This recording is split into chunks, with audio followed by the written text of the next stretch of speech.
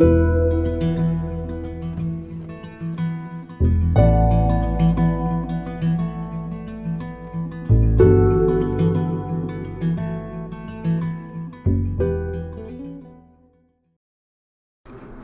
thank you very much, Carol. That was, was humbling in a lot of ways. So as Carol said, my research investigates a lot. It's mainly focused on the Middle East. I focus on women and agency. Counterterrorism is something that I added on to my research because it seemed like a natural progression. I study the Muslim Brotherhood and Islamist groups that have been labeled as terrorist groups. So that kind of brought me into the counterterrorism field in general. I'm fascinated by the definition of terrorism. Who is defined as a terrorist? When are they defined as terrorists? And then what roles do women play in these organizations and with these groups as well, right? But what is more important, I thought, is highlighting voices that focus on peace, on women's rights, on human rights, that are already active but are marginalized, even though they've been working on that locally before these top-down approaches came and imposed on them certain structures to work with, right? So let me start out by asking you a question. I'm going to ask a few questions throughout the lecture so you guys won't be bored and you won't fall asleep. I know how that works. I was a student a long time ago, right? So when you hear terrorism, counterterrorism, and gender, what is the first image that comes to mind? What do you see? Anyone want to try? Yeah? Violence. What else? How do you envision these women? You don't envision them at all? People think it's a trick question. It's not a trick question. Say whatever comes to mind. You want to try? Maybe running and hiding somewhere. Hiding somewhere, right? It's a picture of a victim, right? What else do we see? Anyone else want to try? Yeah? Malala, yeah? She's a great example, right? She fought for girls' rights for education and she was targeted, right? She represents a victim who took control and actually became an agent of change, right, in our society, but became a target. So these are fascinating examples, right? Now that's the topic that we're going to talk about. What are the challenges? But before actually showing you the images, I'm just going to highlight the research question is, what are the challenges facing the incorporation of women in counterterrorism strategies? If we would view them as victims, right? Then how does that affect the way we perform counterterrorism, the way states conduct counterterrorism? So the recent discourse on gender and counterterrorism is infused with images and infused with patriarchal understandings of masculinity and femininity, right? Mainly, almost all notable actors that are involved in counterterrorism or the preparation of terrorism, countering terrorism, are mainly male or portrayed as male, right? So this is what I'm talking about. So these are ISIS fighters. They're mainly men, right? This is counterterrorism force in the U.S. We see males. Again, males in military uniform, right? So women are usually instrumentalized in terrorism, and they're usually viewed as victims, as we heard in the back there, right? So why should we care about women portrayed as victims? Why is that? Is that a bad thing? I mean, women are victims of terrorism. Some women are victims of terrorism, right? So why is that a big deal? Well, because it's more complicated than that, right? So usually when you just focus on women as victims, you're missing out on a lot of different dynamics that are happening. So women usually have more of an active role within terrorist groups and then within peace movements as well. So we can't disregard that. We can't disregard the role of women as terrorists, and we can't disregard the roles of women as active agents countering terrorism on their own, in their own ways, right? So usually using traditional approaches have direct impact on women's rights, and that has consequences on their rights for participation, freedom of association, and then freedom of movement, among others. If a woman is always portrayed as a victim, she's going to be protected, right? She's going to be, hidden somewhere, or she has to be subjected to certain institutions to be protected. And usually, which forces and which groups protect women? They're mainly militarized, state-sponsored, sometimes institutions that don't pay enough attention to gender and gender dynamics. And that's problematic. So when women are brought up, again, I'm showing this image. This is a practice, I think it's in France, anti-terrorism practice, where you see the victims are two women, and then we have two men that are trying to protect them. We see them here as refugees with kids, mainly, right? Again, victims of war with kids. And when women are incorporated, not as victims, they're incorporated within problematic approaches to counterterrorism, meaning they're incorporated into the police, the military, which are already not really addressing counterterrorism in a sufficient way that addresses the root causes of the problem. Sometimes they exacerbate the problem as well, because sometimes violence creates more tension. This is a picture of women in peacekeeping operations. So using a gendered lens to understand counterterrorism is important because it offers us a better understanding of the engagement of men and women. We need to understand both. And usually when we look at men and women, we're moving, and not masculinity and femininity, it's already a problem because we're associating gender with what? With women. And that's, I hope we all know, is not true, right? Gender is more complicated than that. And a comprehensive understanding is important to help practitioners devise policies or like activism that is more effective. If you're missing parts of the dynamic, then you won't come up with solutions that are actually efficient.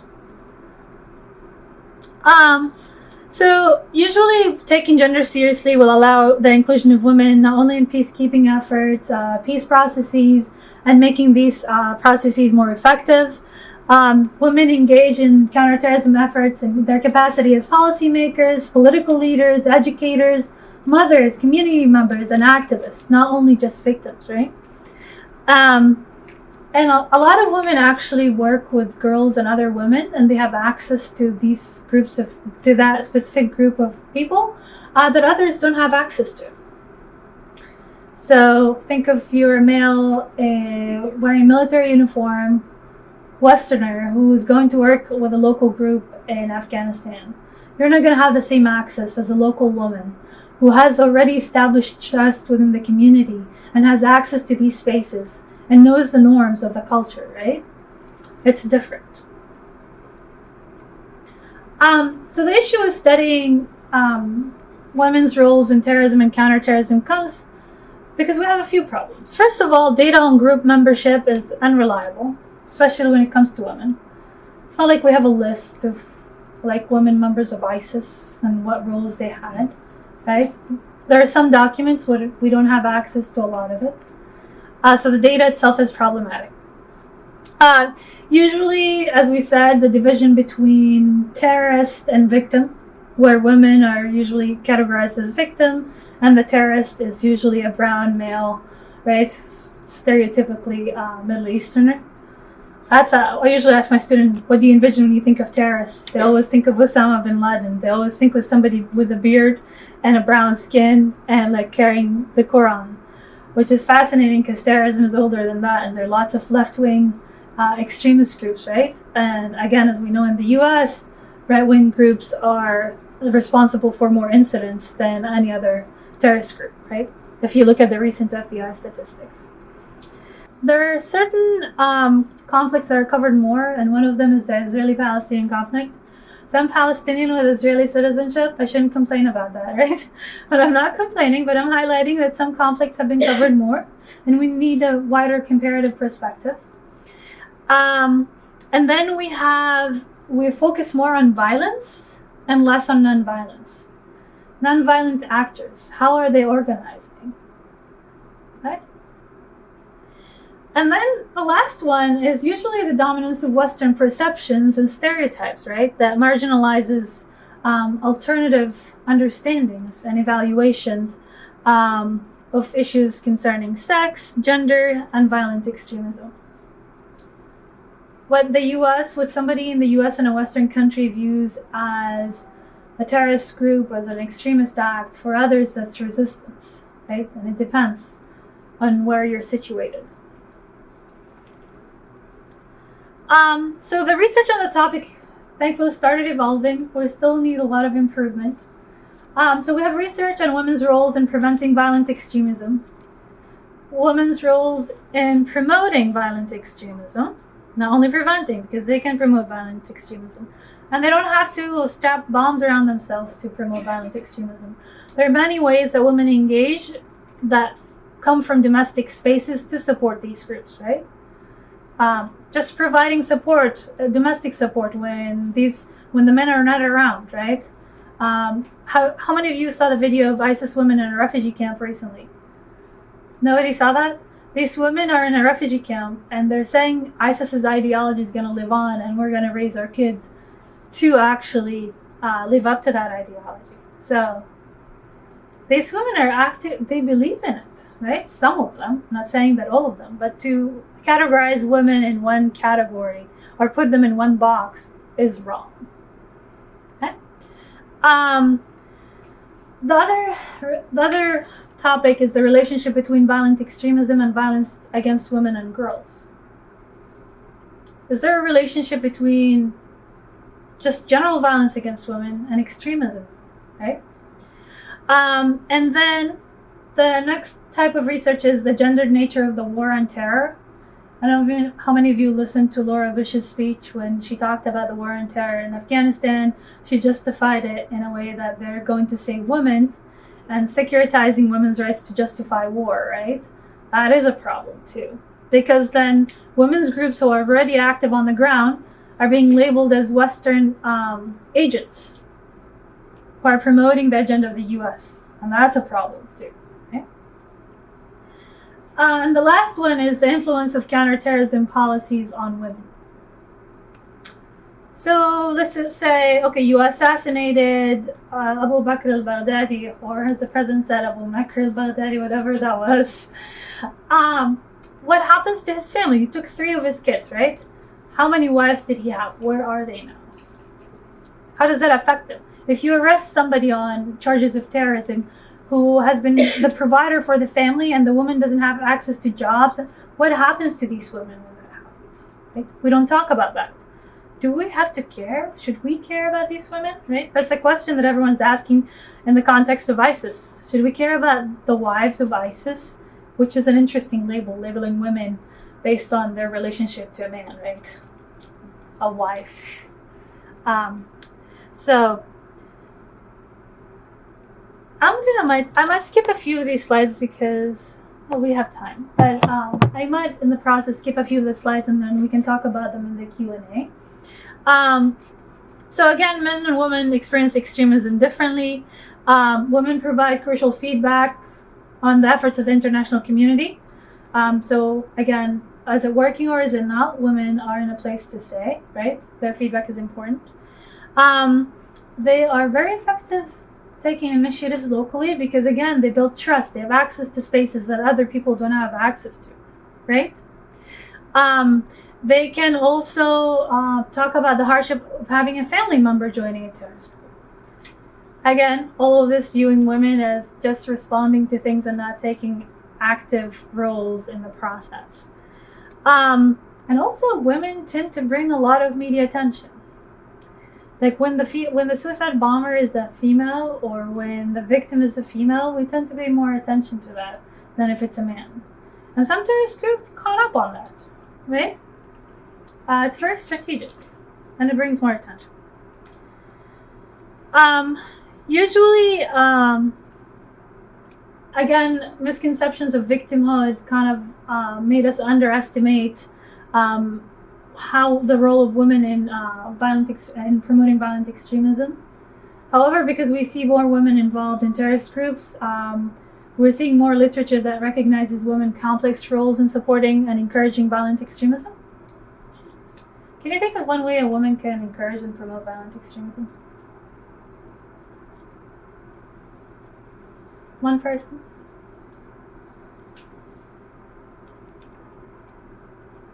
Yeah? Allowing the men to think that women feel the right. Allowing them? Allowing the man to think that women feel the right. Allowing Like them? egging them on. Egging them on? A lot of people believe that mothers and they transmit the ideology of the group to their kids, and they allow them to believe that it's true. Other ways, so except of the ideology, that would be one way. It's transferring the ideology of the group to their kids, and maybe when their husband is not around to take care of everything else, right? That would be a simple way of doing that. They can be more active. So we had ISIS women recruiting people online, right? Some of them are Western women who actually decided to leave Western countries, the comfort of their home, and go to Syria and Iraq, right? So I'm talking about some of them are playing bigger roles.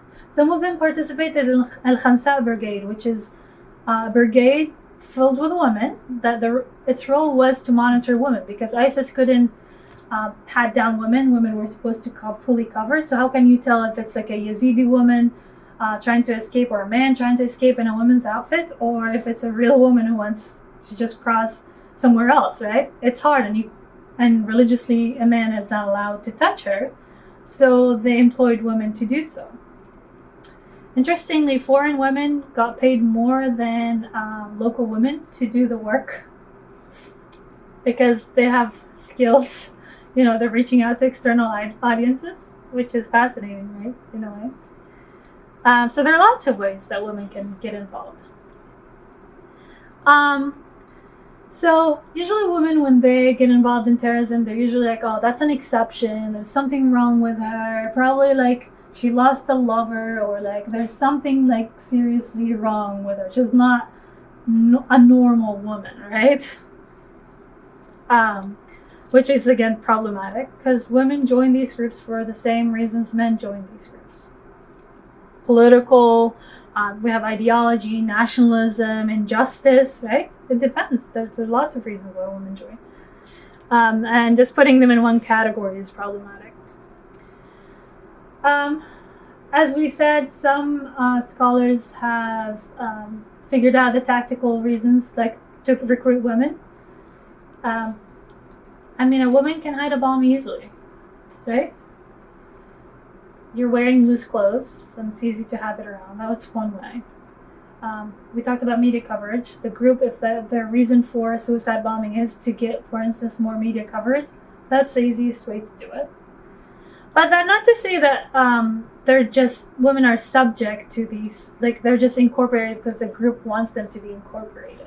Being incorporated will also create a certain dynamic where women start pushing for more visible roles within the movement.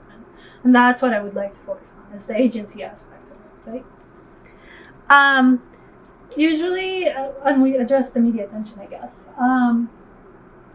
The last thing when it comes to the literature, is that usually there is some, but not enough, that explores the relationship between violent extremism and violence against women and girls. So if a society is experiencing lots of violence towards women and girls, does that mean they're more prone to have, or more susceptible to being recruited by violent extremist groups? And sometimes if we focus on terrorism, we disregard normal day-to-day violence. So how do we balance that as well, right? So again, this is just in the literature, and it highlights issues with the policies that currently are applied internationally. You can't really talk about these policies or talk about women's issues without talking about civil society, because a lot of the work that women are doing, that important work that women are doing, is done within civil society groups. And civil society groups in general have been put under scrutiny due to policies that have been implemented internationally to counter terrorism. And I'm going to list a few of them, right?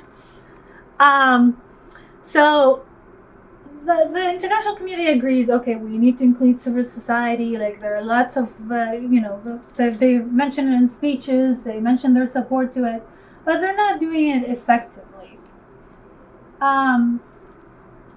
So that recognition is important, but how is that recognition being applied? And is it really helping civil society get incorporated fully? And is it helping them be more effective in fighting counter-extremism?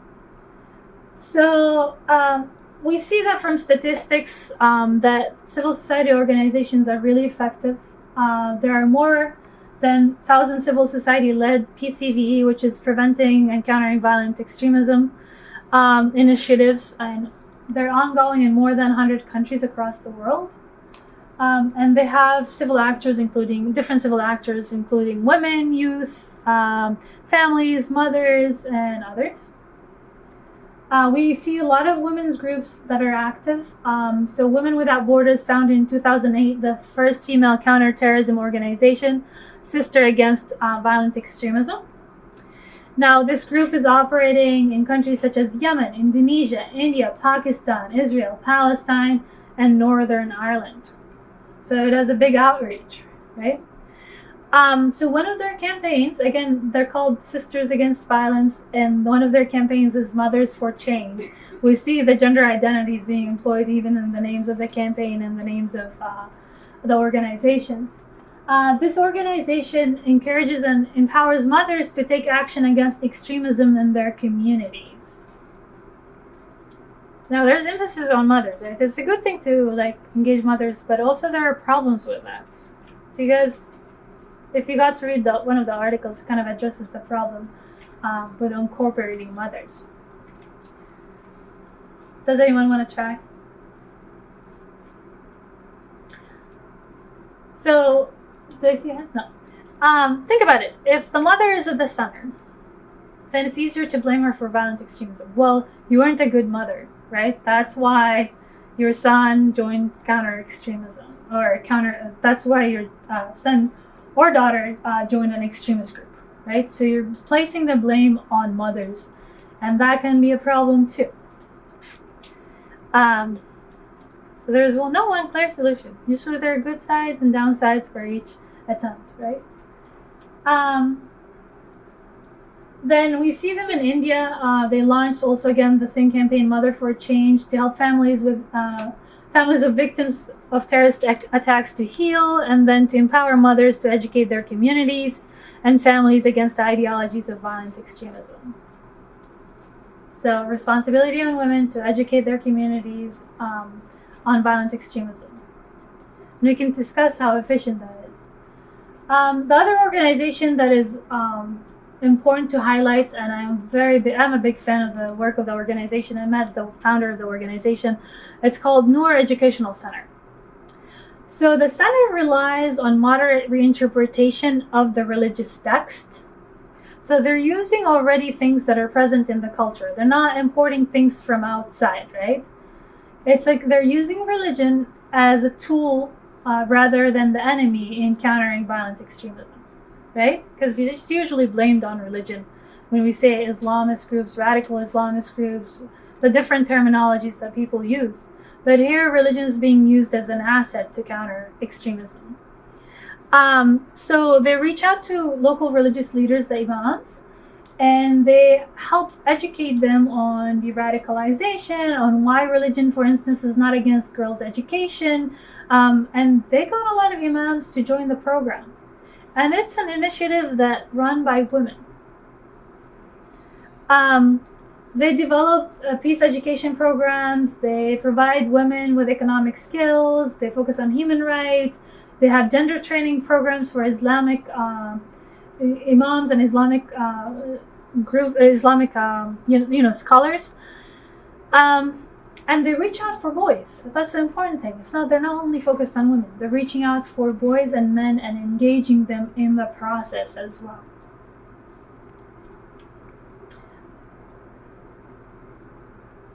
So, again, the woman is an Islamic scholar, and that gives her an advantage because she knows the religious text, she knows the community, she knows the culture, so she knows exactly who to approach and how to approach them, right? So it's not a top-down approach. These imams are not going to be labeled as a Western spy or the hand of the West trying to pollute the culture itself, because it's easy to do for activists when they are forced to work with international institutions that are already portrayed as colonial institutions, that are already portrayed as wanting to pollute the culture, that are trying to attack Muslim culture in general, right? So these women are working within the culture itself, they're not antagonizing any of the beliefs and the core beliefs of the community. They're actually working with it more effectively. And the important part is they wanted to create an Islamic Institute for Women in Afghanistan. So when women are aware of their religion and it's not told, they're not being told from other men what their religion is all about, that's in itself powerful. Because you're not told what to think about religion. You're actually critically engaging with religion and forming your own opinions about it. That's what Islamic feminism is all about, right? Is actually reclaiming who reads the text, who understands it, and then coming up with different conclusions that men who benefit from a patriarchal interpretation of the text will continue saying, right? So that's an important approach to that as well. Okay. So this increased visibility of civil society and their activism, intrigued the international community and international donors into investing more. These initiatives that are usually funding, they connect training youth and women who are engaged in PCV together. They also empower local researchers studying local causes of violent extremism. They focus on mayors and municipal officials working to preventing radicalization. We see initiatives by the EU. One of them is strengthening resilience to violence and extremism program. And it is centered around partnership with NGOs, right?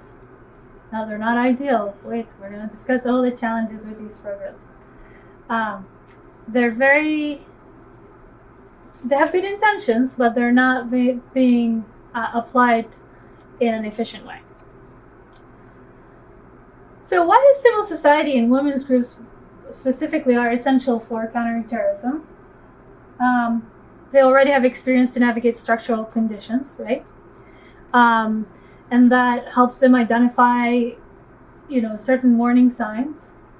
They are usually rooted within the community and have access to the community itself. They're not outsiders. And that gives them trust. Trust is important, right, for these programs to work.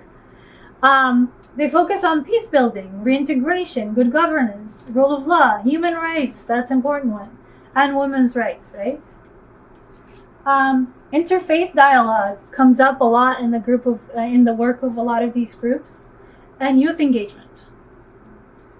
Youth engagement is very important because the majority of people who join terrorist groups are young. There's no one single terrorist profile, not class, not religion, not ideology, but one thing that is mainly that you can say is common is that they're younger. And because it's easy to indoctrinate them when they're young, right? Again, these initiatives enhance their legitimacy, make them closer to the community, and then they help them identify trends and causes of violent extremism, which is very powerful. How are we doing? Good? By the way, if you have any questions... I wanted to ask if we could go back to the slide where you reference a scholar who has looked at the ways women are mobilized to promote terrorism Is it Mia Bloom? by shaming men.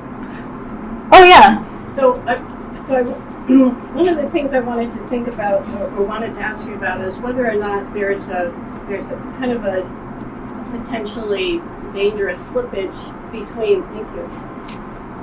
between this the effort that some may make to strategically use women in their conventional roles in a patriarchal structure to put pressure on men in terms of a specific notion of masculinity, i.e. shaming them. You should be doing this to protect your family. Be a man. I mean, these are familiar phrases in the United States, too, right? Be a man, act like a man. And then alongside that, how women can within the family unit or within the social sphere use religion to also promote a certain notion of manhood, right? Exactly. That doesn't contest conventional wisdom about patriarchal structures as oppressive. I mean, what's the... I don't know how much research has been done on either, but it seems to me either way, there's the problem of promoting, especially among young men, the notions of masculinity that could easily move either way. Exactly. So what are your thoughts on... So I actually wrote an article. It was published with the International Feminist Journal of Politics. It's a co-authored article on how in the Egyptian Revolution women kind of deployed narratives of motherhood, victimhood, sisterhood in a way to promote participation. And, as I don't know how many of you are familiar with the Arab Spring, but Asma Mahfouz, the woman who is accredited for starting the revolution, in a video says, "Shame on you, I'm the woman, I'm going down to the square, and I'm going to be there, and all the men are not coming." So women are using these narratives. They're taking back those patriarchal narratives and utilizing them in an effective way, highlighting their own agency. Some would argue, well, you're not contesting these narratives, and that's a problem. But you can take it to the next step later. You're working within the constraints of what you have. It's like bargaining with patriarchy, as Kandioti would say. It's like you're using you're using patriarchal institutions, patriarchal terminology, in order to promote something, to claim your agency, and kind of bargain to get as much as possible within the constraints of the society that you live in and the space they give you. And sometimes they utilize it so effectively that it pushes the boundaries, right? And the role of women and understanding what roles of women should be in these movements is different. That's what I'm arguing with Islamist groups, that these women, yes, have been mobilized by groups, by Islam, because women are, you need women to gain more votes, you need women to kind of project a more moderate image, but these women learn skills, they're utilizing these skills to push more, and they have their own understanding of what their agency is, right? So who are we to go and tell them, okay, how you should understand your agency and how you should combat? And they're more effective. The change is slower, but slower changes are less or are harder to kind of, uproot, are harder to target. And the changes are happening within Islamist groups where women are actually taking more initiative. I had Islamist activists tell me, we can't just go back to being, housewives. This is just not going to happen. We have skills. What are we going to do with them now? And that's what I'm more interested in. But they're utilizing these concepts as tools that could navigate it to push a little bit more of a space for them. It's not ideal, but it gives them more space, right? And that's what they're doing on that. Okay, where were we? I think we have time. We're good on time? Okay. When my husband looked at the presentation, he's like, "Are you sure you're going to be able to go through this?" I don't know. Okay. So, again, we're going to talk about counterterrorism measures on women. We said that there's attention is being paid more to women and civil society groups. The UN has started paying attention to that, and there are lots of conversations happening. So the UN Special Rapporteur on the impact of terrorism on women and civil society made a few interesting statements about how women have to navigate terrorist groups and then state counterterrorism initiatives. So you're in between, right? You're in the middle. Usually, you're instrumentalizing gender inequality. Governments use that. They're like, oh, we shouldn't focus on women, on human rights in general, because some of these governments are engaged in abuses to human rights. But they're going to instrumentalize women's rights, or we're going to save the women, so we're okay, we're fine. And that kind of like you are pinkwashing in a way a lot of these policies, right? So after 9/11, the UN Security Council adopted Resolution 1373, that was in 2001, and the resolution called for an overarching strategy to combat international terrorism. There are 4 pillars, and the pillar that has been least addressed is number 4, which focuses on human rights. And we don't see specific attention paid to women in the pillars, but it's supposed to be incorporated under human rights. Now, the issue with this is that this document, and this is the Global Counterterrorism Strategy, 2016, that has the 4 pillars. The 2 documents, the 2001 resolution and the 2016 Global Counterterrorism Strategy, they have a serious problem. Is that they lack a definition of terrorism. Why is that a problem? It's a serious problem that everyone's grappling. So think about it when you think of terrorism. Who gets to define what terrorism is? Who is a terrorist? And what's the best way to address terrorism? So I have friends, for instance, who are not allowed to get a passport because their government labeled them as a terrorist. And it's not because they're engaged in terrorism, really. It's just because they are engaged in critique against the government. So now you use the label terrorism to discredit anyone easily, right? And if it's up to the government, for the government to define what terrorism is, then they can define it in any way that could label certain opposition groups as terrorists. Mm-hmm. That's happening right now in the U.S. I believe it's Texas, a county in Texas just labeled protesters for one of the pipelines, city pipelines are tracking as terrorists. They did, yeah. It's fascinating. I mean, it didn't also, like on the other side, the NRA was labeled as a terrorist group. In California, was it? Or the state voted for them. I think it was California. So it's fascinating to see when that label is being used, and different sides are using it today to discredit people. And again, is it a criminal or is it a terrorist? If it's white, if he is white, then he's more of a criminal. He has mental health issues. If you're brown, maybe have some Middle Eastern origins, you're immediately a terrorist. Without any investigation, without looking at motives, right? Even if you look at media, like the way they rush into labeling something as terrorism is fascinating when it's a brown person, right? Versus a white person. So that's a problem. It's a serious problem. And then who gets to define terrorism? Like, which states get to define terrorism? Who is controlling the way these policies are being implemented and framed? Again, their government. How much of a say does civil society have in these initiatives? They're invited, but how much of their input is being taken into account? So that's one of the serious issues with these policies. Then, as we said, some governments, when they don't dislike a certain group, they actively kind of claim that they are terrorists. They limit their participation. And they can even label peaceful protesters as terrorists. So Egypt, for instance, has done that a lot, and I'm mentioning Egypt because I'm familiar with it, but it happened in countries such as the US, as we brought up examples here today. More than 63 countries have passed laws shrinking civil society space and increasing the criminalization of undiscrimination against civil society organizations worldwide. And this includes financing laws that ban foreign funding and imposed, crazy registration requirement that could be very bad for local groups who don't have resources, who don't know how to navigate the international system or bureaucracies in general.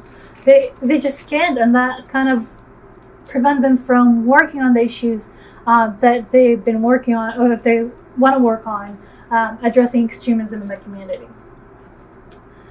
The International Center for Not-for-Profit Law has recorded the adoption of 64 restrictive laws, as we said, between 2015 to 2016 alone. So we see that in Saudi Arabia. Think about the women activists in Saudi Arabia who are in prison. they're like, oh, they're just like, they're trying to promote Western ideology in Saudi Arabia just because they want to drive or they want to be able to travel without restrictions. And mind you, these policies have been now women can drive, and I think they're talking about maybe they passed that women can't travel without the permission of but they put the women who were pushing for these agendas in jail to say that the government is the one that pushed for them. You know, after MBS kind of killed Khashoggi and all of that, again, utilizing women's rights to say, oh, we are more progressive even though you're abusing human rights in other ways. We have examples in Chile. I know there are also examples in European countries, in the Netherlands as well. They have legislations restricting groups. In Israel, they have legislations where organizations that give funding from abroad need to be registered on a special list. So it is happening everywhere. Again, on these initiatives that we talked about, 2001 and 2006, women's roles were not included in these initiatives till 2013. With the adoption of the General Assembly Resolution 178. And that resolution called on member states to shape, review, and implement all counterterrorism measures in accordance with the principles of gender equality and non-discrimination. During the fourth periodic review of the Global Counterterrorism Strategy in 2014, another resolution was passed where they asked UN agencies and international and regional organizations to consider the participation of women in preventing or countering violent extremism. And then we have the Security Council Resolution 2178, which was adopted in 2014, and this was on foreign fighters. The Council addressed women's empowerment as a way of countering extremism and radicalization. So this is all good, right? So we have more resolutions, more meetings that address that. However, the problem with these resolutions, so we have in 2015, there was the briefing on the role of women in counterterrorism and violent extremism. Then we had Resolution 2242. And then we have another resolution adopted by the General Assembly in 2016. So they're all good.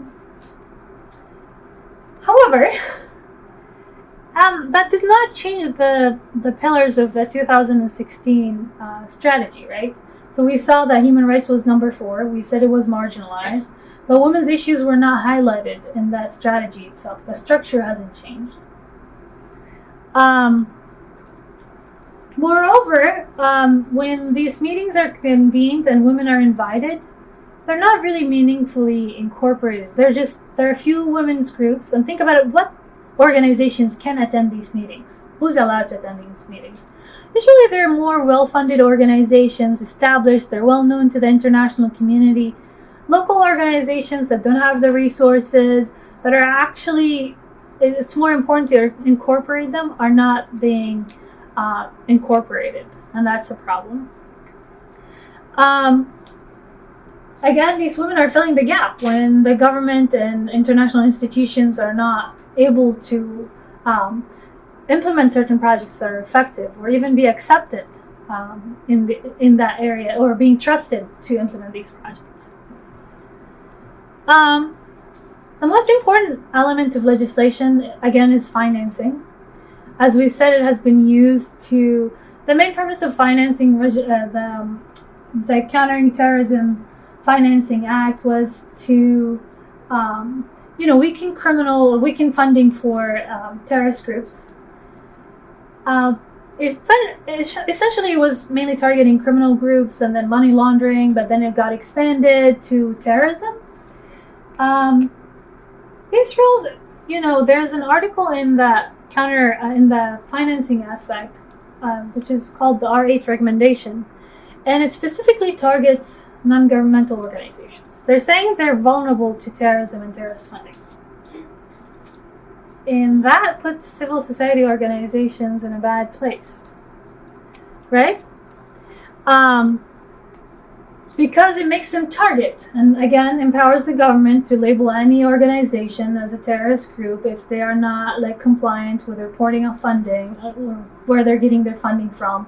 If you're getting funded from an external source, then you're susceptible to being labeled as maybe terrorist group.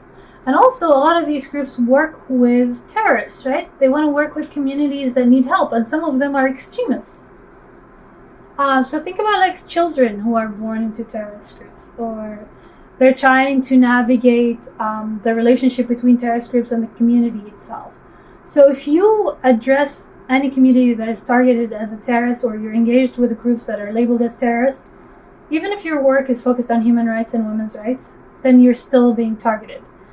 The most recent example is the ATCA, the Anti-Terrorism Clarification Act. And what that does is it allows people to sue. So American victims of bombings in Israel, the bombings were done by the PLO back in the day, the Palestinian Liberation Organization, to sue the Palestinian Authority for the death of these groups, right? Now the problem is, that means that any organization that works or gets funding from the US, working on human rights issues in Palestine, and is dealing with the Palestinian Authority. Mind you, the Palestinian Authority has stopped engaging in terrorism a long time ago. They engaged in a peace process with Israel. They get a lot of money from the US and Israel because they're important for the security of Israel as well as the security of the Palestinian community in the West Bank. Now can get sued, and all the organizations that work on the ground in Palestine could be at risk of being sued as well. So look at the effect on women and human rights, right, when it comes to that law. It's a misguided law. And they didn't realize the effect of it until it was passed, I think it was last year. And the Congress was like, oh, well, that's a problem. Israel was like, this is a problem. Because they don't want the PA to collapse. They don't want the Palestinian Authority to collapse. If the Palestinian Authority collapses, what are the other options? They're not good for Israel. Right? There are lots of extremist groups that could replace. So that's a few of the we have a few of the problematic policies that are applied top down without paying attention to women and human rights issues and the application of these policies. And again, this increased that complicated the process itself for civil society groups to work legally, because they have to go through bureaucratic processes. They have to register. And not all organizations have resources to do so. Which brings us again, which organizations are being incorporated? They're big, well-funded, well-known organizations.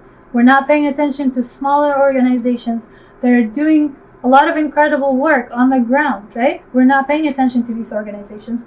And that doesn't provide them with funding as well, because if we're focused on a few top organizations, whether international or local, and then forgetting about the smaller ones, then the smaller ones are not getting the funding.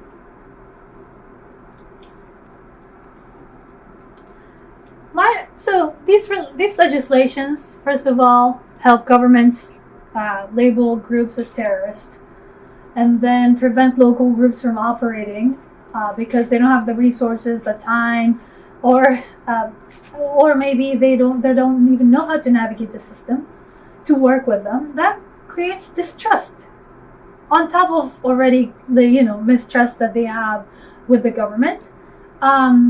And these top-down initiatives are not respected. They're not going to be effective if they're not, if the community is not accepting them as legitimate, right?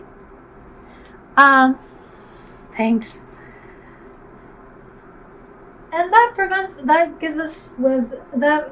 leaves us with inefficient strategies to countering terrorism because of these policies that are meant to counter terrorism. More challenges. I have so many of them. So again, as we said, the financial resources usually are funneled into traditional security efforts. So we have funding for civil society, but the majority of it goes to traditional approaches that government implement them, military, surveillance, etc. Right? That's where the majority of the money goes. It's usually directed towards short-term projects and not long-term projects. And the people who are willing to invest in the community, again, are local groups who are staying there for a long time, and not just big donors who want who want outcomes within a short period of time. Sometimes that doesn't work. That's not efficient enough, right? Again, they fund usually organizations that are known to them, big organizations. They don't go to smaller, marginalized, and less connected organizations. And then the engagement of the UN and international institutions with these organizations, that's not really meaningful. It's mainly in conferences, workshops, and other projects. And that's not enough. Again, the other issue that we have too is the issue of masculinity that is not being approached here. All of these policies view gender as what? Synonymous with women. And that's not true. Gender is masculinity and femininity. And femininity does not mean always women, and masculinity does not always mean men. Sometimes women exhibit masculine behavior, right? But they don't address toxic masculinity. They don't have research.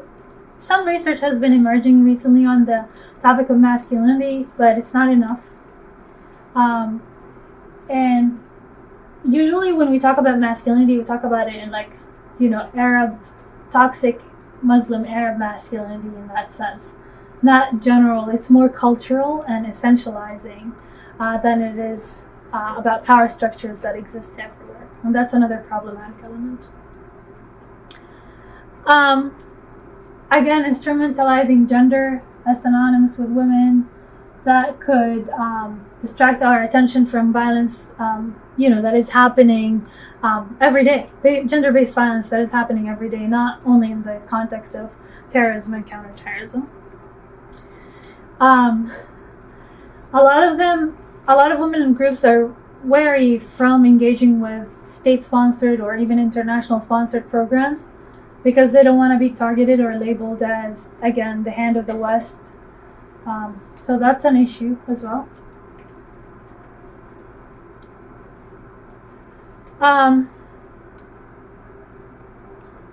Again, we're focusing on a few groups of women. I'm repeating that a few times because emphasizing that there are lots of groups on the ground that are doing a lot of important work or interesting work, but they're not being acknowledged or funded is a big issue. How much time? 2 minutes? Okay.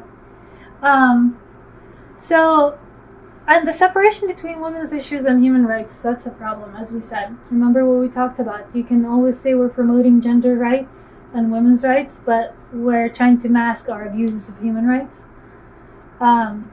It's the same thing with certain countries promoting LGBTQ rights, but then they're occupying other countries, other communities. Like, wow, we're friendly for gay people, like for the gay community. It's like more of a pink-washing thing. So here they're doing the same thing with women's issues and women's rights to mask other abuses, and that's a problem.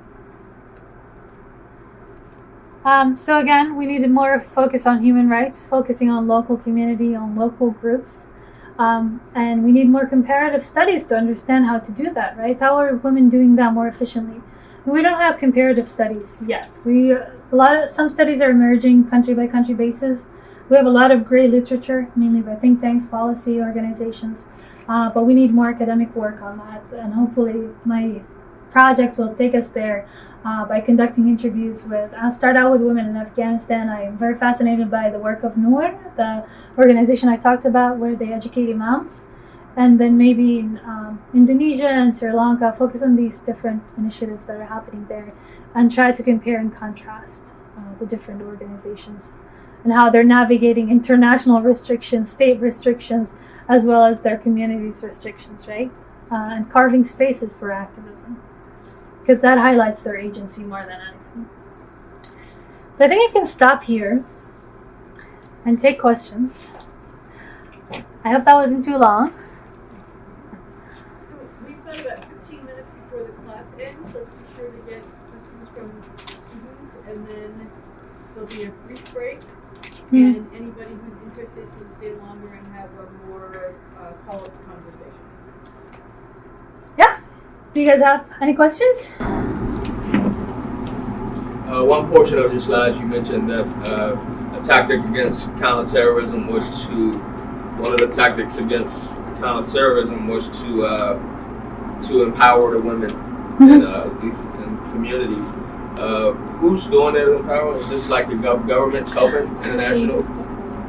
Is this international governments that is helping them? So there are multiple initiatives. So for instance, in Morocco, they have this program called the Murshidat. And what they're doing, it's a fascinating program that requires a lot of studies, and it's on my list of cases to examine. The Murshidat are female, like they're trained as female religious scholars. And the purpose behind that started in 2006, so hopefully by now we have like results on how that's working. The purpose of the program is to educate women to becoming religious scholars and hoping that that will counter radical narratives within the community itself. Now, some people are saying that since the state has imposed that, a lot of people lost trust with the state being the source of religious legitimacy, and now they're looking for other sources for religious legitimacy, since they're pushing for liberalization and religion that is coming from the top. So we'll see how that works, but some of it is bottom-up approach by governments. Others, we have also international initiatives as well. And then we have, you saw the organizations that I talked about, like SAVE and Noor. These are bottom-up approaches to kind of empower women in order to engage with that. Noor is a fascinating example because I said they're trying to empower women to study religion and reclaim religion as a way for them to understand their role in the community and counter radicalization as well. So there are multiple levels. Anyone else?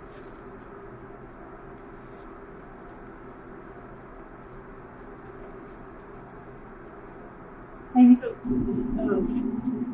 So you ended on a final comment about agency, urging us to think about the ways, as you put it, women, and even in the context of the family unit, work to carve out a space for activism.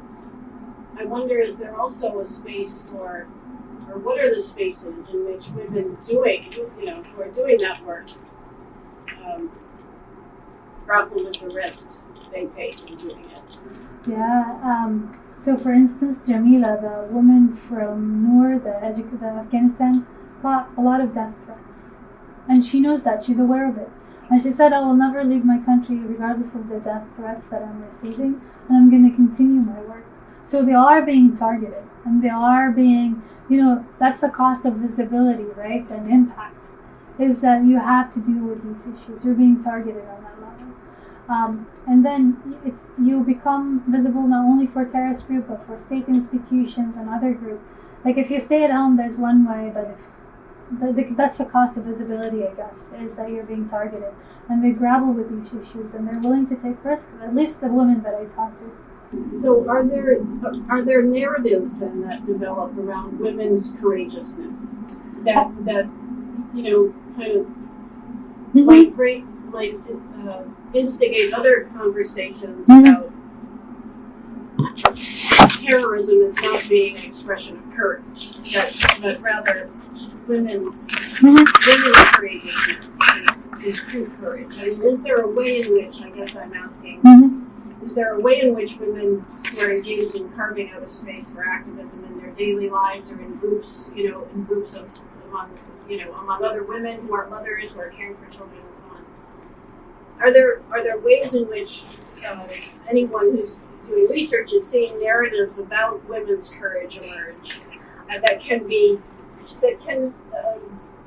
aren't about bringing women into conflict with men around questions of manhood and masculinity, which, as we know, are so volatile, but that maybe just generate different conversations about what constitutes courage? That's a fascinating question, and I don't have an answer to that. I haven't read anything addressing that, but that would be fascinating to look at in the next interviews to be conducted. Narratives of courage. That's a fascinating question to think about, and I'm assuming they might have something that they developed, but I'm not aware of any.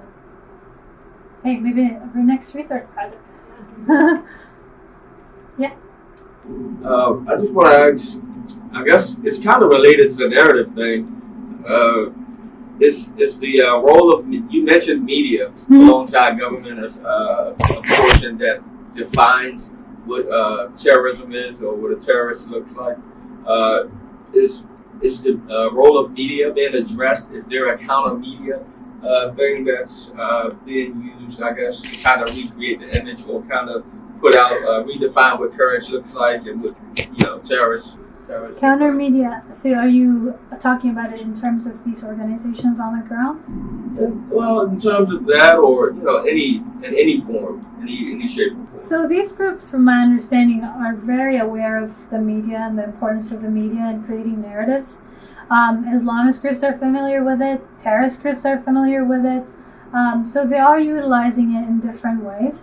Now, is there a systematic way that the women are using it? I know that a lot of these, they're outspoken. They utilize media to kind of promote and send their message out. Now, how aware they are of that strategy, that's something also would be interesting to look at.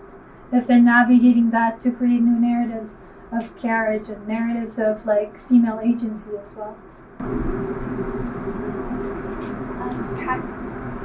Kind of on that, do you think that the media could also play a role in hindering these movements, in showing them as women with agency? Could they be portrayed as hands of the West, as you talked about? Could that serve to hinder their movement? Absolutely. I mean, the media is a tool. It could be used by government. It could be used by these groups. I think having social media is very empowering for a lot of these groups, because a lot of TV channels can be controlled by government and government institutions. A lot of well-funded groups have access to TV channels and radio stations, but these women utilize more sources such as social media that is very impactful. And we saw how powerful social media is in the Middle East when the uprisings happen, and they're continuing to happen. A lot of people thought that the Arab Spring was dead, but I think it's an ongoing process that haven't finished yet, that it's not done. So social media is very impactful to these women. They interview as much as possible, but again, I'm looking at, when I examined the research for my dissertation on Islamist women's activism, and I'm gonna be clear to say I don't want people to assume that I'm saying Islamist groups and terrorist groups are the same. But my research on Islamist groups that have been labeled as terrorist group by certain governments because it supports certain policies, right? They're utilizing social media, Facebook, Twitter, as spaces to organize, right, to connect with other activists, to promote issues of women's rights. They're using international links to other organizations such as Human Rights, Amnesty International, to report abuses. So they're utilizing international connections as well as social media spaces in order to promote their perception and understanding of women's rights, human rights, what kind of goals they're trying to promote. So again, with the emergence of the new media that we're relying on now and the different ways people can navigate these medias, and governments, they try to control it, but it's still not. It's not the same control as you would have over TV and radio stations, right? For instance, in Egypt, when the government blocked Twitter, people were able to text and tweet, or they were able to call somebody who lives in exile and that person to tweet for them. So they utilize international networks as well as media tools in order to push for their own agenda. And it seems like civil society organizations are more and more aware of the power of social media to kind of create and shape their agenda.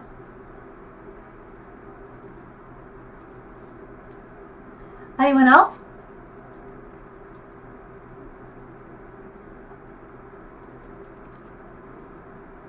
Yeah? I think it was, yeah. This might have been asked already, but as people live in the Western world, what can we do to get more involved in groups like these? If there are to get involved in what? Groups like Save and War, if Save. they have inklings over here. Mm-hmm. So the best thing is to approach these organizations and see what kind of help they need, right? The way it has been working is you're imposing certain things, donors are imposing certain things on them. So ask these groups what they need, reach out and ask them what they need. A lot of them are happy to talk to people in the West. They need fundraising is an issue, right? That is important. They might need support with like English language. So the best way is to approach these organizations and ask them how you can help. And every context is different. Every organization is operating under different structural limitations, and every organization is struggling differently. So going and approaching these organizations, identifying them, and asking them how you can help would be one way to do it.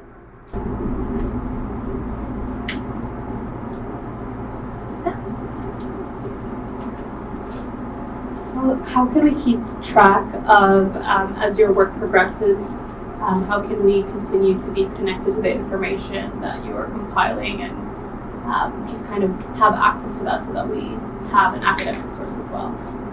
Yeah, that's a good question. I'm going to start the interview process hopefully soon, and with it comes ethical questions, right? Access to data that I need to figure out. But you guys, I'm more than happy for you to reach out, and I will share what I have with you guys. I can't share data, as I said. There are like ethical issues I have to figure out first, and then maybe hopefully eventually will be some way to kind of archive the data that is safe towards the people that I'm interviewing, and that will allow other researchers to access the data, right? Not only me, because it's important to share knowledge as well. As I said, we can share my email address somehow. Somehow you have I can give you my card for you. Yeah, I can share it, and I don't live far away. I teach at Stonehill College. If any of you is interested in any of these research topics, I'm more than happy to talk to you guys and maybe help you engage more with the process. I mean, you saw we have a lot to cover. We need a lot of research on the topic, and here you go. Yeah, you guys are young, and hopefully we'll have the resources to kind of, make a difference in the world that way, right? Research is important, especially when you communicate it well to a broader audience. Any other questions? I'm curious to know if you have any interest or any plans to do research in different areas, regional areas. I think Central America, even national homegrown terrorism, as it's defined or not defined in the media. And then I also appreciate your question about who is defining terrorism, because I'm so weary of governments independently defining it, because oftentimes they are committing acts of terrorism on their own people. So it's who then is accountable, I think, is the question I always have. Who's accountable? And then in terms of the resolutions, like who is accountable for those if state actors are in abuse of what is written on paper? How are we translating that into activities within society? Yeah. So as to the regional focus, I'm from the Middle East, so that's why I'm studying and focusing on the Middle East, right? I was talking to Carol about that. Like, I'm thinking about maybe expanding it more. I wanted to start the project as an article, but it seems like the more I talk about it, the more research I do, the more it's going to probably end up being a book project. I'm familiar more with not all culture in the Middle East, not all languages, but I think I'm familiar with it more. That's why I feel like that would be a good place to start in that context. But it would be fascinating to examine it in like contexts that in Central America. But I would like local researchers to do that research, right? And I would like to see their insights on the topic. Because what they kind of come up with is going to be probably different than what I would see. And that would be fascinating to like support researchers from there to conduct work on that issue.